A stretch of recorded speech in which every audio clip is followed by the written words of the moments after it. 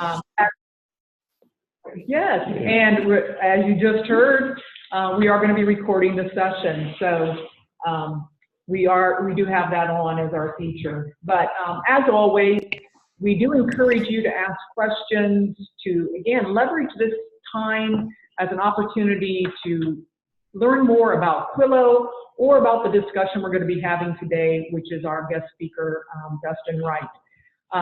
So joining us, we do have all of our Quillo staff with us. We've got Keitha, Rebecca from Minnesota, and we have also another gentleman who's just recently joined us, Bill Andreas. He's down in the North Carolina region. He'll be helping us out with trying to introduce Quillo to some of the agencies down in that North Carolina area. And then, of course, John's with us, and myself, Sue Gordon. So, as always, ask your questions.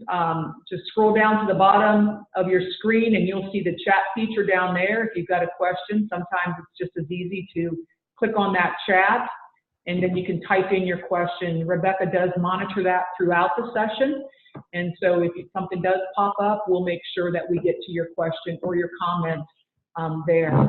But we are excited today because as part of our agenda, we do have with us Dustin Wright, who's going to be talking about embracing those technologies that really enable the possibilities in our organizations. John will give a more formal introduction here in a few moments. At the end of the call, though, we're going to just talk about a few reminders for everybody, and then we'll get everybody set up for our next call. So across the nation, here's where we do have individuals using Quillo. And so for those that are on the call today, we do just want to say welcome again. So now I will just turn it over to John, and he'll give us a nice introduction of Dustin. Great. As we look at the map, I think very shortly by next call, we'll have folks in both Virginia and in Pennsylvania on board. So thank you all for being part of the Quillo Nation. As folks learn, and part of Bill's role will be helping to get the message out to people across the country. I had the great pleasure to get to meet Dustin now almost 15 years ago when he began working in the whole area of technology and the issues around supporting people with disabilities. And when I first got the call from the CEO of the agency that started an agency called Rest Assured, a remote support organization, long before it was popular as it is today, I remember having this just caution in my mind. And they asked me to come up, and I met Dustin and some of the folks working on this. And I said, you know, I'd really love to learn more about this, but I'm a little worried, this idea of sensors and cameras and folks talking to screens in the walls of homes. And Dustin said to me, he said, you know, we have tried this in one of our homes. Why don't you talk to the people that live there? And I thought, well, that was such a brilliant idea to see the people that are living there. And I happened to know one of the guys that lived in this particular home. And so we sat down in their living room and were talking to them. And I said, no, so what do you think about this? You used to have staff living with you in the night, and now you talk to these guys through the computer interface, and how's that working for you? And this fellow, who I'll call Joe for HIPAA protections here, said, John, I love it. And I said, what is it you love so much about it? He said, well, the guy in the wall, he doesn't boss me around near as much as the staff used to. And I knew then they had gotten onto something that allowed greater independence, greater support, and technology could be a friend. Over the years, got to know Dustin more and more as he worked for Rest Assured, and was so excited last year when he branched out and created his organization, Disability Cocoon. Because over this 15-year period, he has become one of the key leaders in our field from anywhere in the country that is understanding the ways that technology can come together and enhance lives and not be a burden, but something that makes life better for everybody. So with that, we're going to turn the controls over to the presentation to Dustin. And thanks so much. Thanks so much for being here, Dustin, and being with us. No, I appreciate it. I was very excited and appreciate the opportunity to jump on here and talk to everybody. I can't believe that it's been, what, 15 years since we had that first conversation, John. It's just amazing how fast time goes. It blows my mind. Yeah.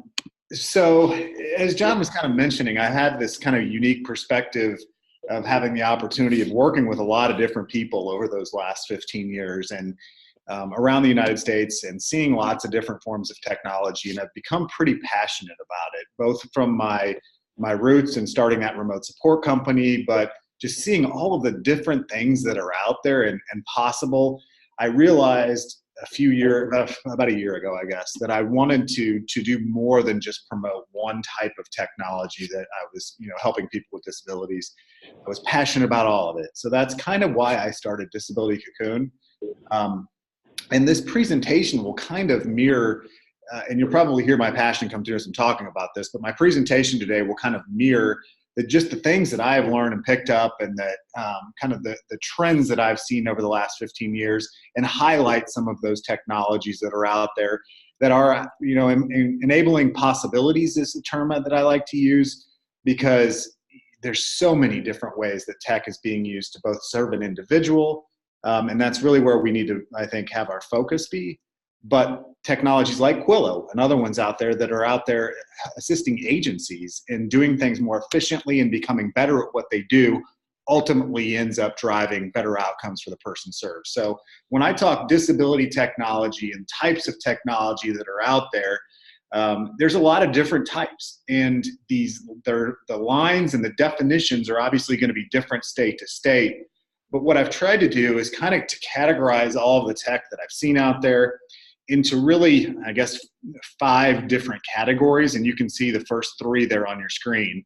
And that first term, enabling technologies, is probably somewhat of a new term and something that you may not have heard.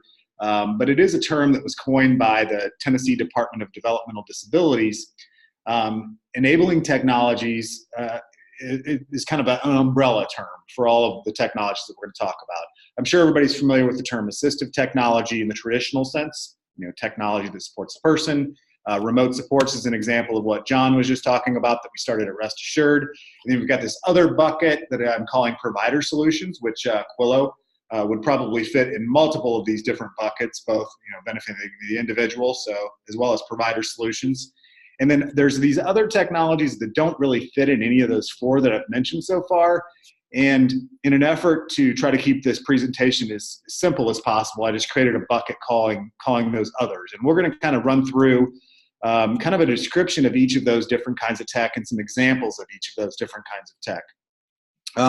So as I was kind of mentioning, enabling technology is a pretty new term, coined by Tennessee DIDD, which is their DD division down there. They were doing a large technology pilot project to increase the utilization of technology in their waiver provider pool in the state of Tennessee.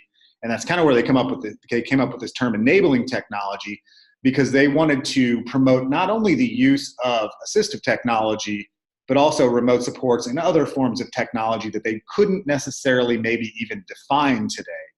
And they wanted to create a new term that was kind of this umbrella term that would, when you say enabling technology, it means any form of technology that anybody's using to increase independence and provide possibilities and outcomes for the people that we serve. So if you can kind of think of like an org chart, enabling technologies is at the top of the org chart, and then down below that, you would have different categories of technology, assistive technology, in kind of more of that traditional sense of, a piece of hardware or an item or software or a system that's used to increase or maintain or improve functional capabilities. So that's kind of the key thing about assistive technology. It's improving functional capabilities of the person themselves.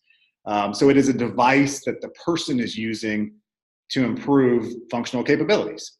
And then you have remote supports, and you can see the definition there of what Ohio has written down in their waiver program.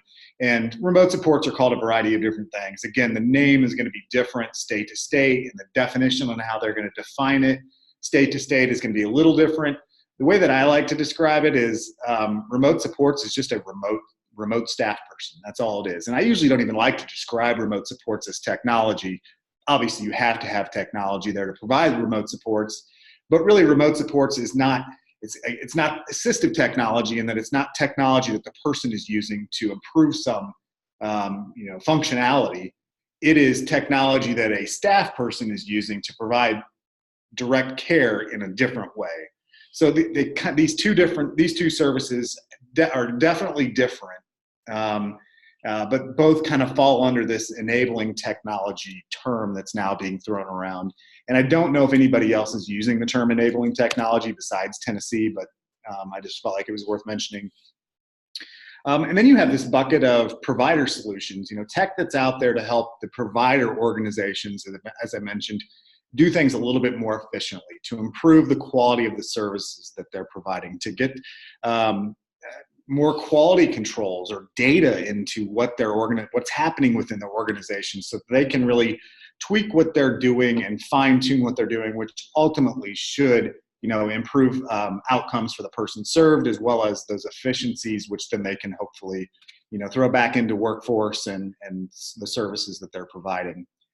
And then you also have these other technologies that are not assistive technology. They're not remote supports. They're not tech that a provider is using, like telemedicine services and some other things that we're going to go through here that don't really fit in any current buckets. So the reason that I kind of wanted to throw these 5 different buckets out here to you, but really don't get caught up in that, because terminology doesn't really matter. And again, it's going to be so different all over the place that you really don't need to worry about it much, unless you're, looking to fund something. Then you do need to look at your state-specific service definitions and things of that nature. But don't get too caught up in what we're calling these technologies, because it's going to be changing on a frequent basis.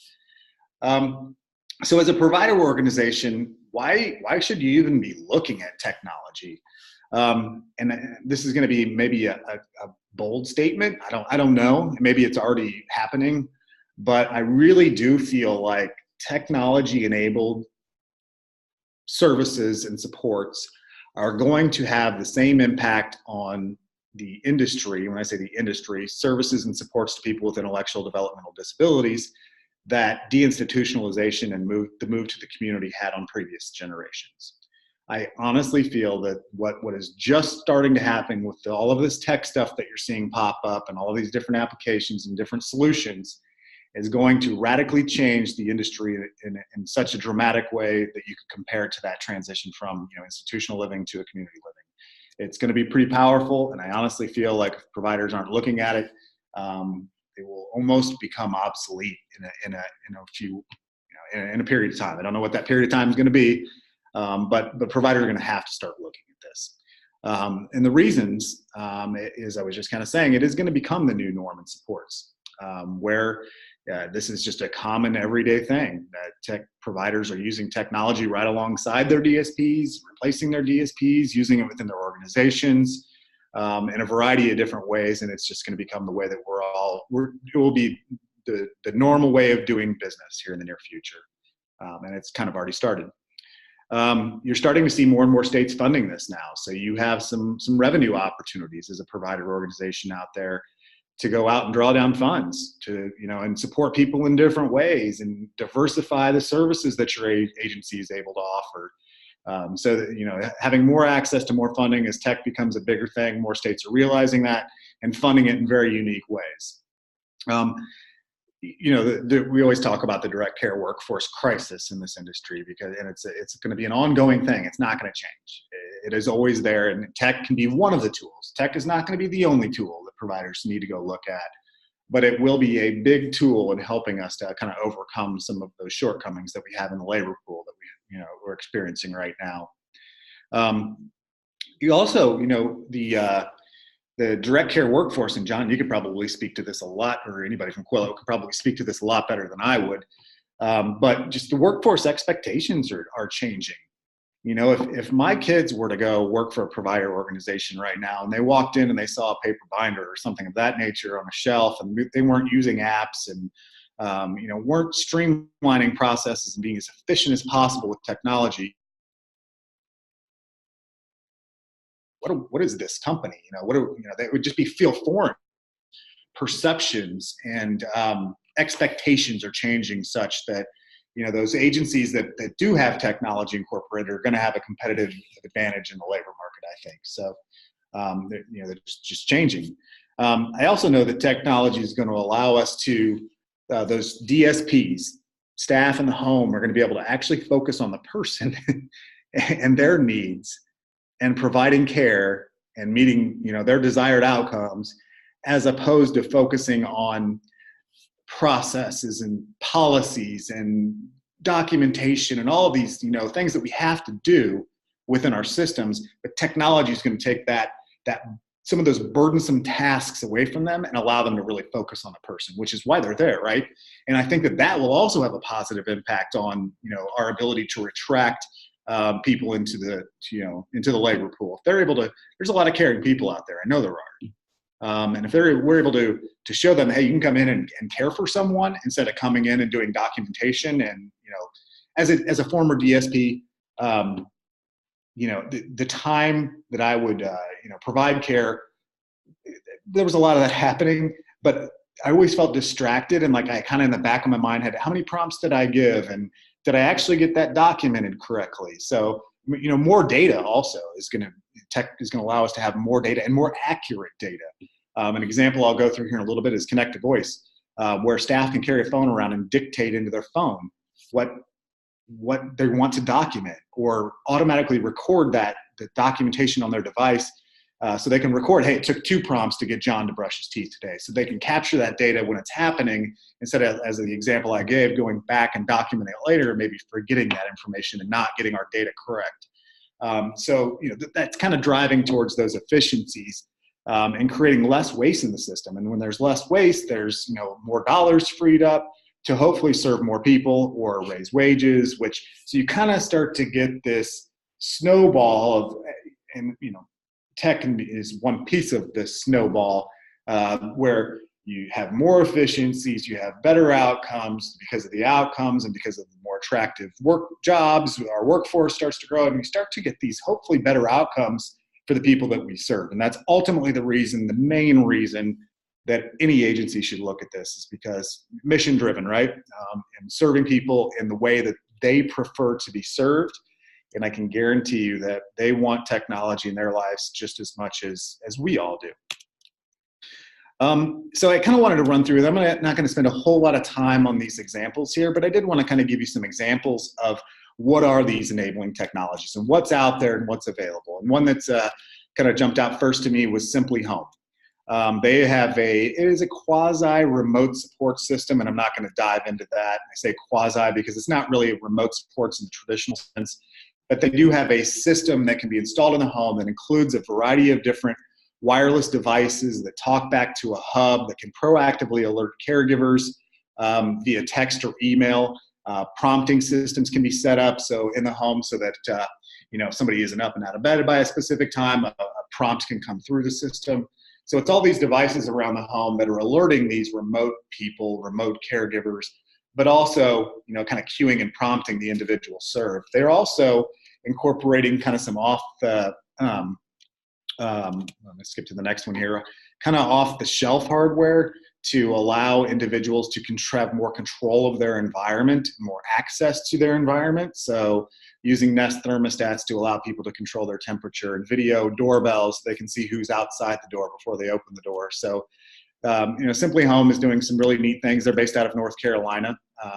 Another company that's kind of in this smart home space, where they're using smart home type devices to support people with disabilities, is a company called Home Smart Assistants. They're based in Florida and Texas. And they basically use, and you can kind of see the list there of some of the things that they're using, but they're using, again, commercially available hardware, smart home type stuff, tied back to smart speakers like Amazon Echoes and Shows and Google Homes and those kinds of things, to allow individuals to control their environment. So they're really more serving individuals. They do serve some individuals with intellectual developmental disabilities, but more serving people with physical disabilities who cannot control their environment without a staff person there to do it for them. And with these types of smart home technologies that we can all go buy at Best Buy right now, they're creating some options for people to be able to do those things for themselves. They again use the Nest thermostat. They can turn ceiling fans on and off, control lighting in their house, temperature.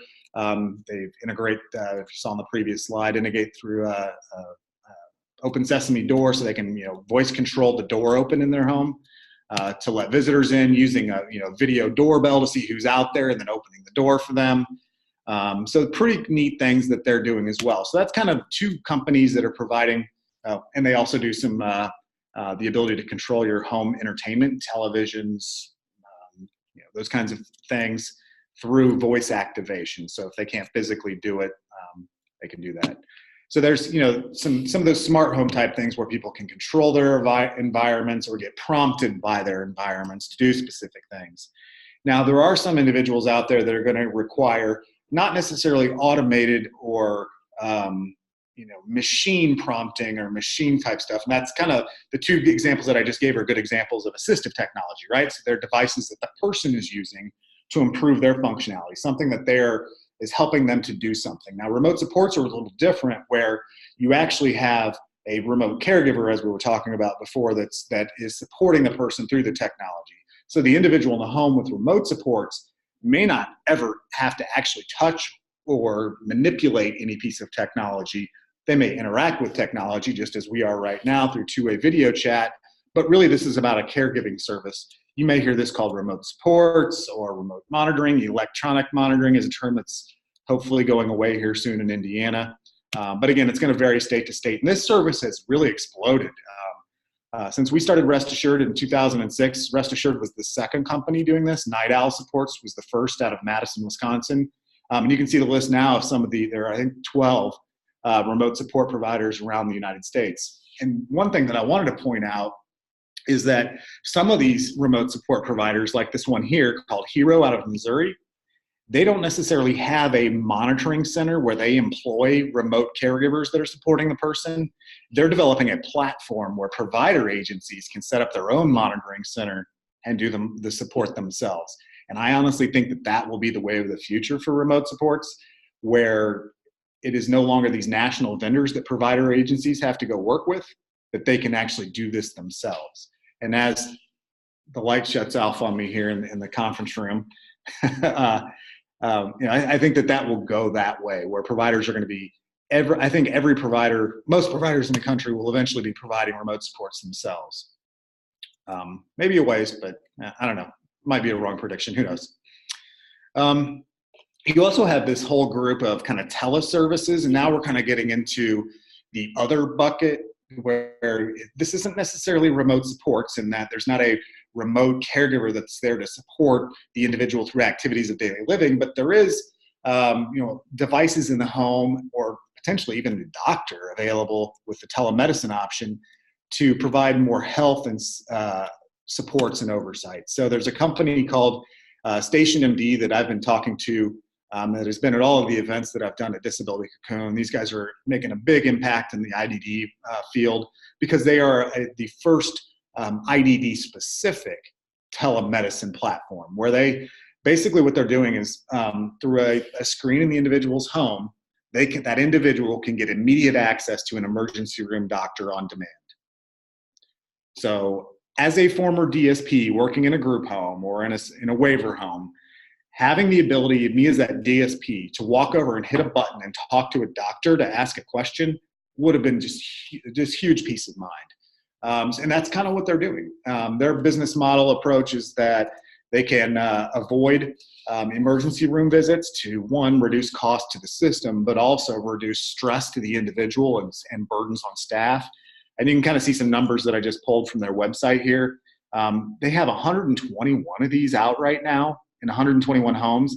And look at the dollar amount that they're reporting that has been saved to the system. I mean, that's crazy to me. I would love to see how they came to that $52 million number, but I mean, this just has the potential to have a huge impact on the system. And again, they're IDD specific.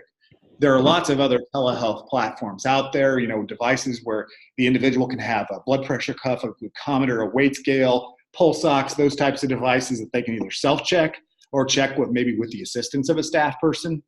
And then that data is recorded and alerts can be pushed out.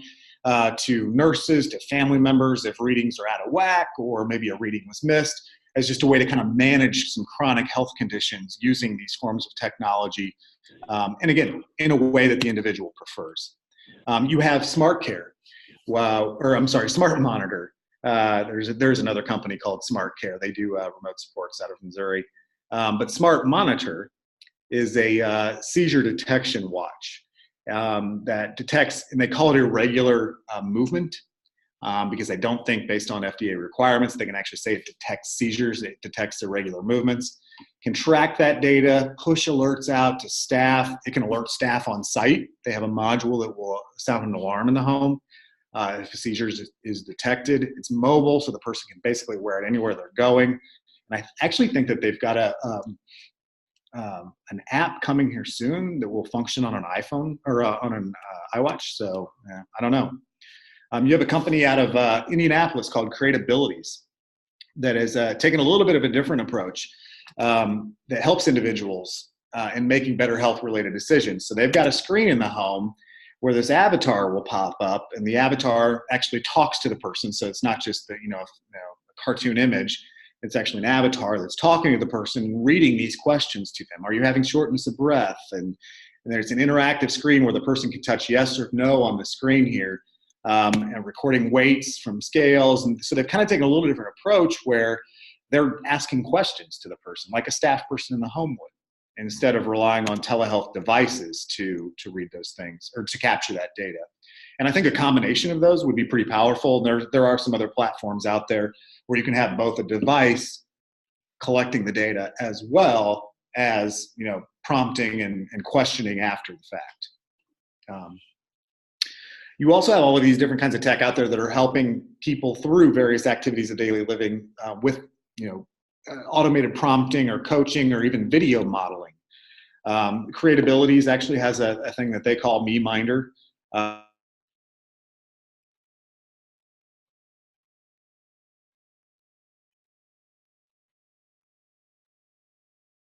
task at home, whatever you want to do, you can customize those obviously to the person's needs. Another one called Avail, which I'm sure a lot of people have probably heard of. They actually just did a tech huddle. And tech huddles are where I feature all of these different technology solutions, which is kind of where I'm starting to learn some of the newer ones and discovering some newer ones and then bringing them on and featuring them.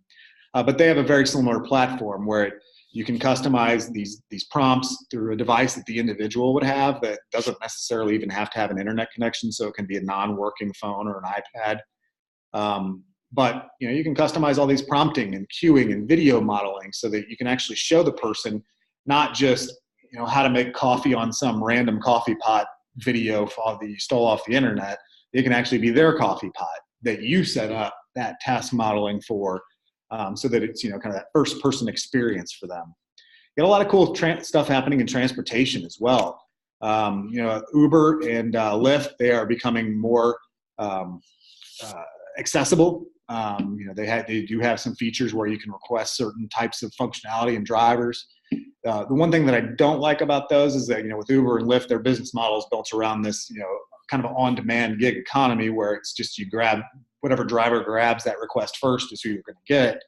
There's another company that's just, I would still say they're kind of in startup phase up in Wisconsin called Carepool that is doing this Uber-type model for transportation for people with disabilities, where you can request specific drivers and schedule specific drivers that have been trained on the individual's needs. So kind of personalizing this gig economy experience that Uber has created so that the driver, when they show up, they know it's Bob and they know Bob's needs. And another neat thing that they're doing is they're actually tying in this transportation platform into the service authorization platforms and can automatically debit that person's transportation waiver service allocation.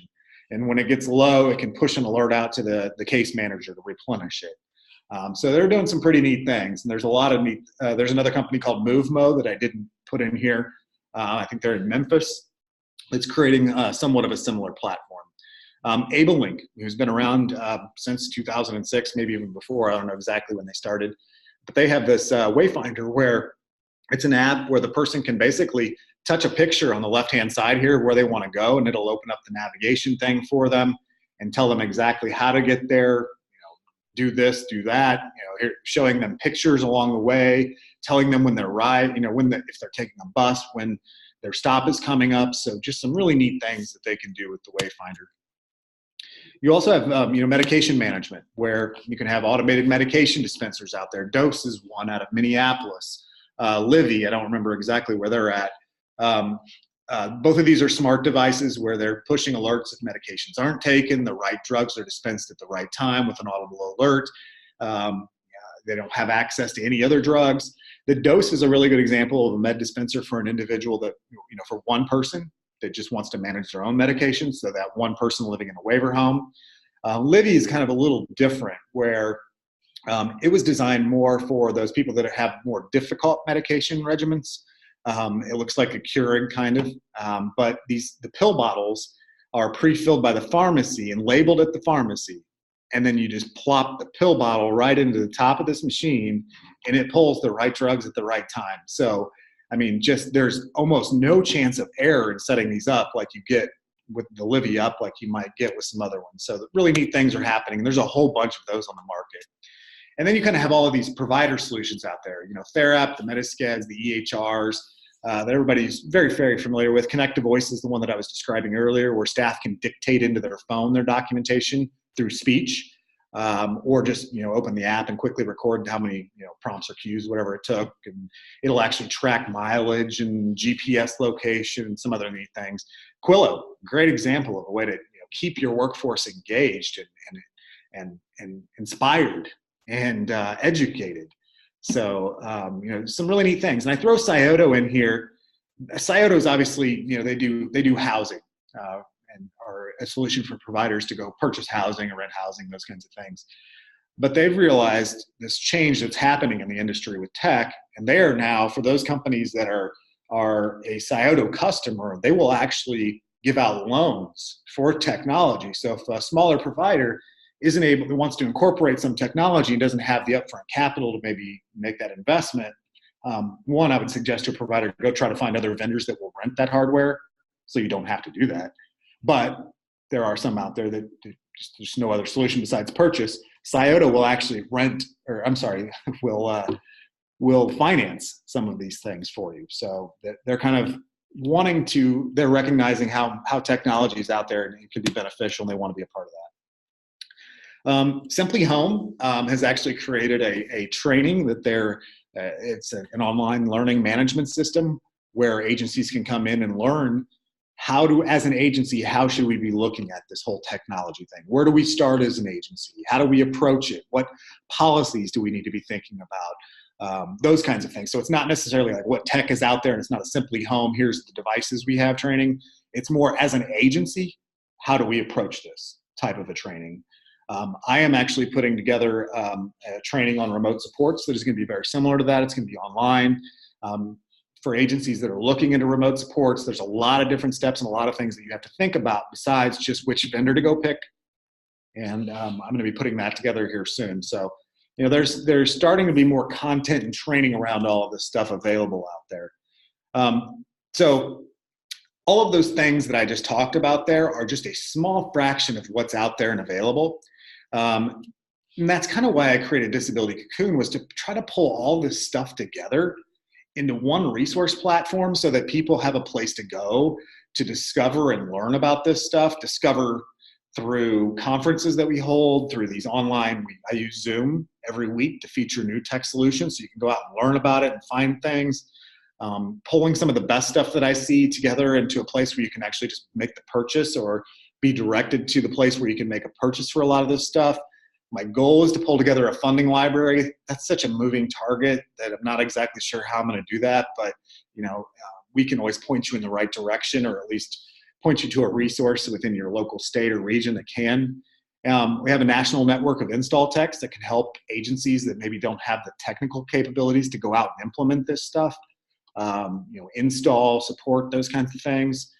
Pulling together a national network to do the install and support as well. And that's just kind of where I'm at today. Disability Cocoon has been around for 6 months, and it's just me. So it's been a little slower than I'd like it to go, but we're making a lot of progress. So to kind of wrap things up, as an organization, if you're looking at tech, one of the first things that I would suggest is to kind of try to figure out a way to position yourself and become a tech-first organization. When I say tech-first, everybody's heard of employment first. Tech-first basically means that as an agency, you look to technology as the least intrusive form of support before you look to more intrusive forms of support, meaning that you explore technology options that will allow for more independence before you go look at more traditional routes. So as an agency, the very simple way that I would recommend to look at this, and John and I were talking about this before we jumped into this session, is it's super important to have a tech champion or a tech team within your organization. This doesn't have to be a position. You don't have to add more dollars to the budget and go hire somebody to do this. I don't know who you'd find to do it. But it's basically just use the people that you have in your organization, create a team that's responsible for looking at what's out there, evaluating, going out and learning, finding resources, seeing what's out there. Disability Cocoon is a great place to do that. Look at your local AT Act programs in your state.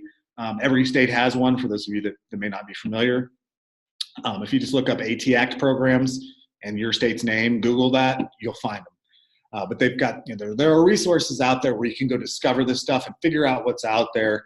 And then, sit down with that tech champion, or that tech team needs to sit down and look at the agency's goals, but more importantly, look at the needs of the individuals that you're serving.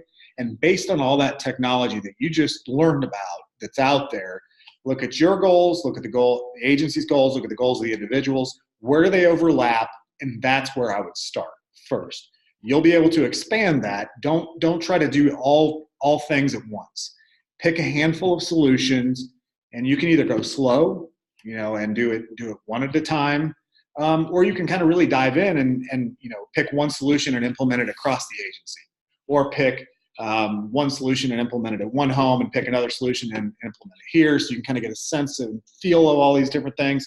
But if you take one thing away, is create an internal team that it is their job to consider the use of technology, because if you don't, I honestly feel like the agencies that are not using, again, agencies that don't do this now and start learning about this now will become overrun by competition and will almost become obsolete. So that's not a scare tactic. That's just like I think that's honestly where the industry is going. So any questions?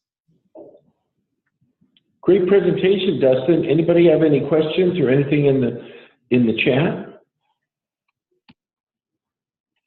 I've got one to get things started, Dustin. One of the things that organizations find is they're running so fast trying to keep up with regulatory changes, issues in the workforce, the demand from families and individuals for a changing service system, is they realize technology is out there. There's things that could maybe help them, but how do they carve out time? How do they look at this as, have you found some models people have tried to do this, that they see it as something to embrace and figure out the time, as opposed to something that's being pushed on us in one more evil thing we've got to do?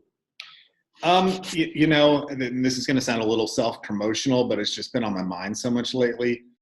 That's one of the reasons that I started doing those tech huddles, because I felt like, while you're eating lunch on a Tuesday at 12 o'clock, you can spend 30 minutes while you're having a sandwich and discover something new that might have the possibility of changing your organization, and then could eventually free up more time in the future. So, and then some of these there are online trainings that are popping up now, so you don't necessarily have to travel away from your office or devote a huge amount of time to go out and see what's out there.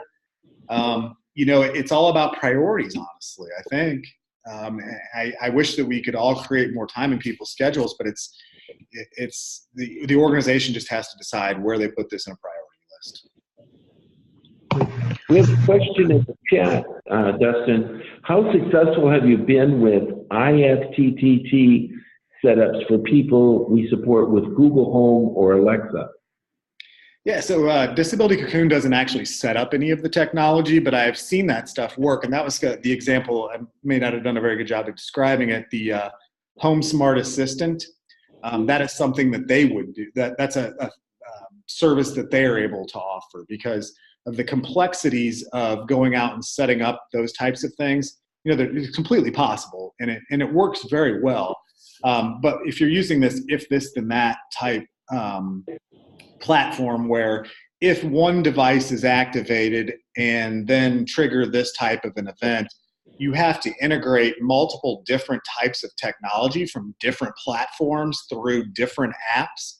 And the complexity there and if settings aren't exactly right, or you lose an internet connection for a period of time, things can get out of whack and you got to go back in and reconfigure, so that it can get kind of complex, but it does work very well. And I've seen a lot of people doing it and heard of a lot of really great success stories. And that's why you're starting to also see some companies that are coming in and doing that professionally, so that they to take out that technical complexity that a typical user might experience and then just get frustrated and not do it. Cool. Well, one of the organizations here is that they're exploring that with some folks, with individuals, and getting some good results with that. Yeah, good. That's great. Dustin, there's another question that came in from Alex on the chat, asking, how likely do you see funding sources keeping up with this push for technology? Oh man, that is the game that I played from 2006 to still playing it, rest assured of. The tech was way ahead of the funding that was available. And I think that that's always going to happen. It's just, as an industry, we have to be, looking and seeing what's out there and pointing and pushing our funding sources to look in the right direction and to start funding things that we think are going to have the most impact on the industry. There's no way it's going to keep up. Tech will always, but with that said, you can, and what I think people in states are kind of like figuring out is that they know that. They know that they're not going to be able to write a service definition that describes XYZ device to the T, and that's, so they're writing service definitions that are broad and allowing the teams to kind of pick and choose tech that is going to be most appropriate for that individual. And there are some places in some states where there are no specific definitions of exactly what the tech has to be, as long as it meets certain parameters and certain requirements. So that the definitions are becoming more open. So hopefully that problem will go away, but I don't think it ever will completely go away. I think there's an analogy on the funding side, and I just add into what Dustin said, is almost every new service change that I've seen over the last 40 plus years, it's driven by consumers that wanted it, as opposed to the state going off in a room and figured out this is where we need to go next. At his tech huddle in Indianapolis, Dustin did something really cool where he had 3 leaders from state government, 2 from state government, 1 from a university, and 1 from a provider association, talking about technology and what they'd like to see. And everybody had a little bit different view of the world that they'd like to see out of that, but it started the conversation in some really interesting ways that was exciting to see that conversation even happening. But I think I would agree with it. I think it's going to be more and more people asking for it and seeing what this could do, and families talking and providers talking to case managers in the state saying, here's what we've seen, and it'll overcome that inertia. We tend to be really good at funding what we already know what to do, as opposed to the next thing that could help us along the way.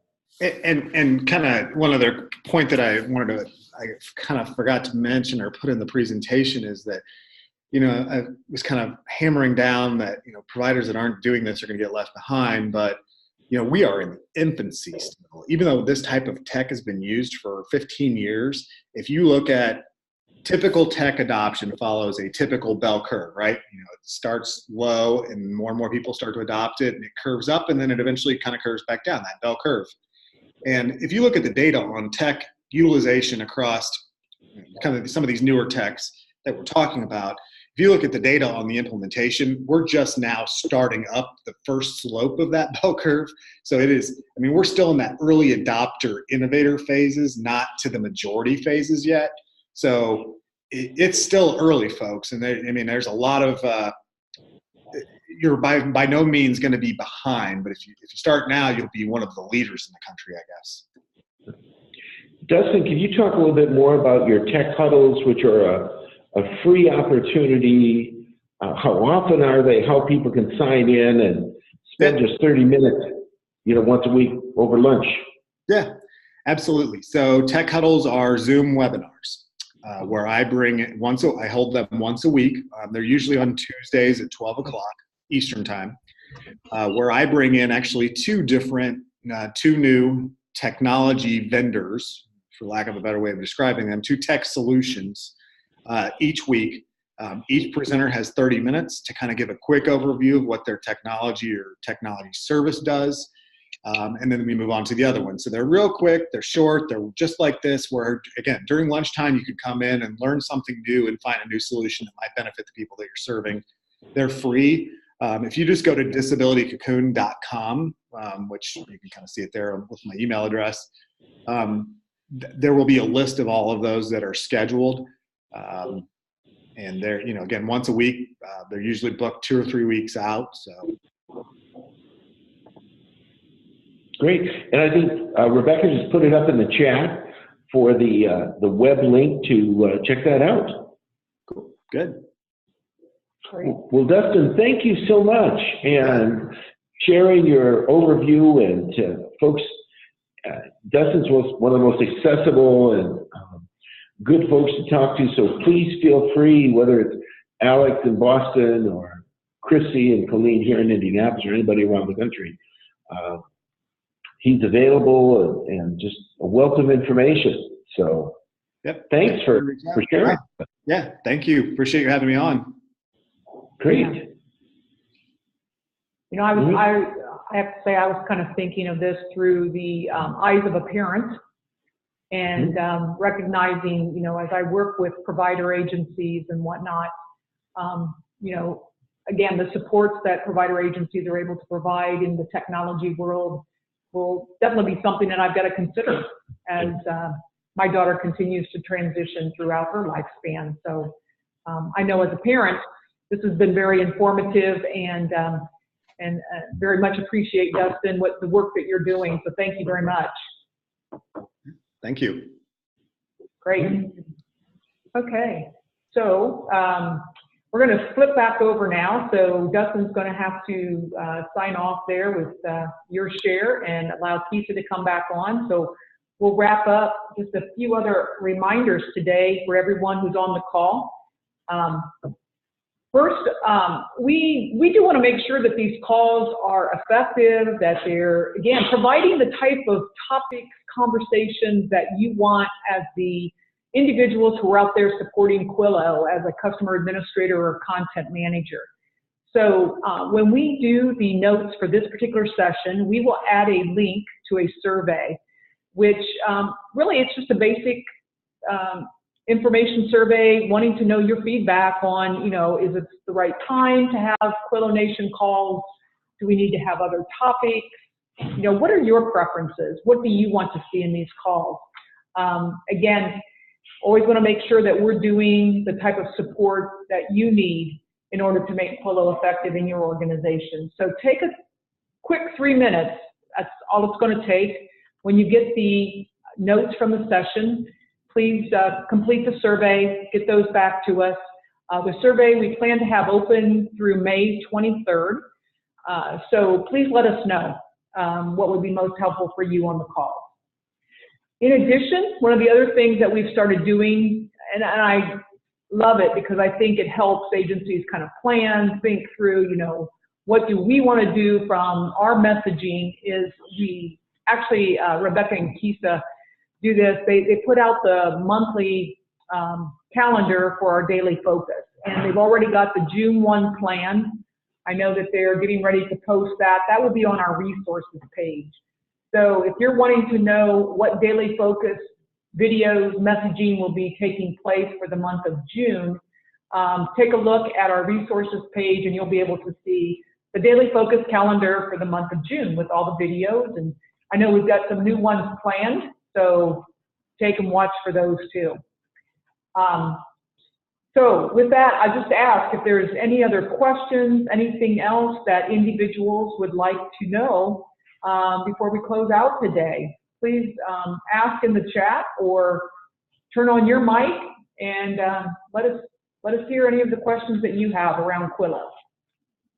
Anybody have anything? I know that based upon the folks that are with us today, people are at different stages of where they are with Quillo. Some of you have just begun. For those of you, though, that are at the beginning stages and kind of getting your first messages out there, let me just say congratulations. I know that creating those videos sometimes is a little challenging because you're not as comfortable as maybe you want to be, or you'll do 3 and 4 takes before you decide, oh my gosh, we think we can do this. So again, keep at it. It just becomes easier the more you do it.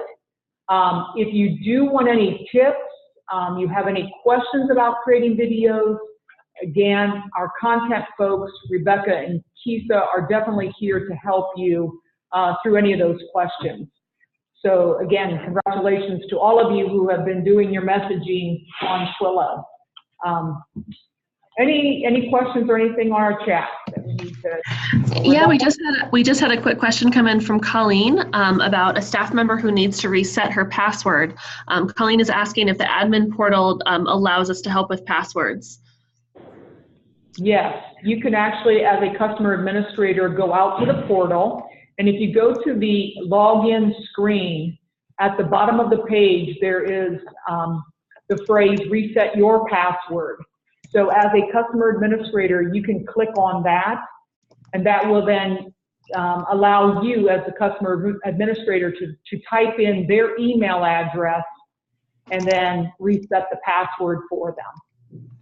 So the other way that they can do it is they can go out to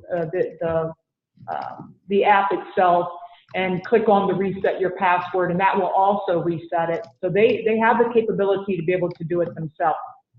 If you got any questions around that, if you want me to demonstrate that, there's a couple ways. You can call me. I'll be happy to walk you through it. We also have on our YouTube channel the how to reset your password video. So you can also go out to the YouTube channel for Quillo.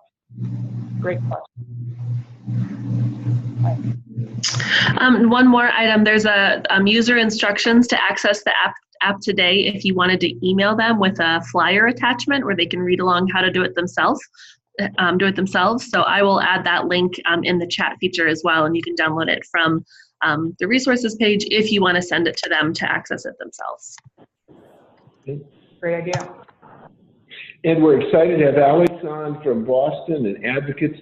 We'll be sharing more in the future. This is our first really exciting effort to look at how do we engage family members through Quillo. So Alex, we're really glad to have you involved and getting started with us here as we start exploring the area from the family as caregivers. So glad to have you involved.